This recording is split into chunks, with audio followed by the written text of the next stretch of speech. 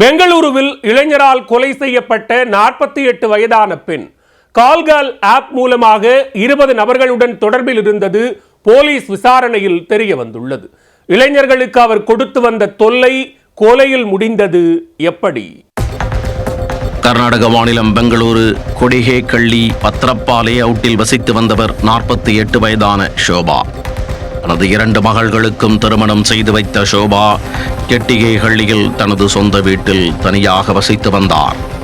இந்நிலையில் கடந்த 19ஆம் தேதி ஷோபாவின் உடல் படுக்கை அறையில் ஆடையின்றி நிர்வாணமாக கிடந்துள்ளது. தகவல் அறிந்து சம்பவ இடத்திற்கு வந்த கெடிகே ஹள்ளி போலீசார் வழக்கு பதிவு செய்து ஷோபாவின் உடலை உடற்கூராய்விற்காக அரசு மருத்துவமனைக்கு அனுப்பி வைத்தனர். இக்கொலை தொடர்பாக ஷோபாவின் உறவினர்கள் உள்ளிட்டோரிடம் விசாரணை நடத்தினர்.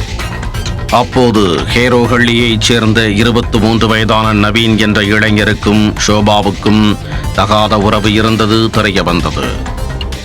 நவீனை பிடித்த போலீசார் அவரிடம் விசாரணை நடத்திய போது இக்கொலையை நவீன்தான் செய்துள்ளார் என்ற திடுக்கிடும் தகவல் தெரிய வந்தது.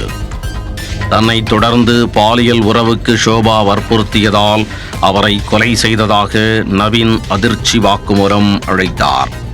தனியார் நிறுவன ஊழியரான நவீன் கால் கேர்ள்களுக்கான ஆப்களை பயன்படுத்தி அவர்களுடன் அரட்டை அடித்து வந்திருக்கிறார்.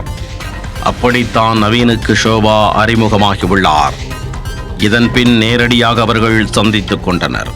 தான் அழைத்த நேரத்திற்கு நவீன் வரவேண்டும் என்று அவருடன் ஷோபா சண்டை போட்டுள்ளார். இல்லாவிட்டால் உங்கள் வீட்டில் வந்து நமது தொடர்பை சொல்லிவிடுவேன் என்றும் பிளாக்மெயில் செய்திருக்கிறார். அத்துடன் பலமுறை உடல் ரீதியாக உறவுக்கு வற்புறுத்தியதாக கூறிய நவீன் ஷோபாவை கழுத்தை நெரித்து கொலை செய்தது விசாரணையில் தெரிய வந்தது.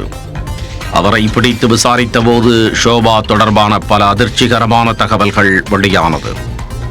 நவீன் மட்டுமன்றி 20க்கும் மேற்பட்ட சிறுவர்களுடன் ஷோபா தொடர்பு வைத்திருந்துள்ளார்.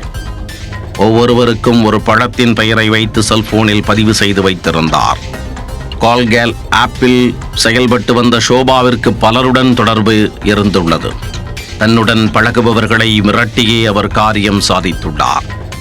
அவர் அழைத்த நேரத்திற்கு வராவிட்டால் சம்பந்தப்பட்டவரின் வீட்டிற்கு காரில் சென்று ஹாரனை சத்தமாக அடித்து மிரட்டுவதை வழக்கமாக கொண்டிருக்கிறார். அந்தரங்க புகைப்படத்தை குடும்பத்தினரிடம் காட்டி விடுவேன் என்று மிரட்டியுள்ளார். அத்துடன் தன்னுடன் தொடர்பில் உள்ள இளைஞர்களுக்கு வேறு யாருடனும் திருமணம் நடந்து விடாதவாறு தொடர்ந்து மிரட்டி அச்சுறுத்தி வந்துள்ளார். அவருடன் பழகிய 4 இளைஞர்களின் திருமணத்தை ஷோபா நிறுத்தியது போலீசாரின் விசாரணையில் தெரிய வந்துள்ளது.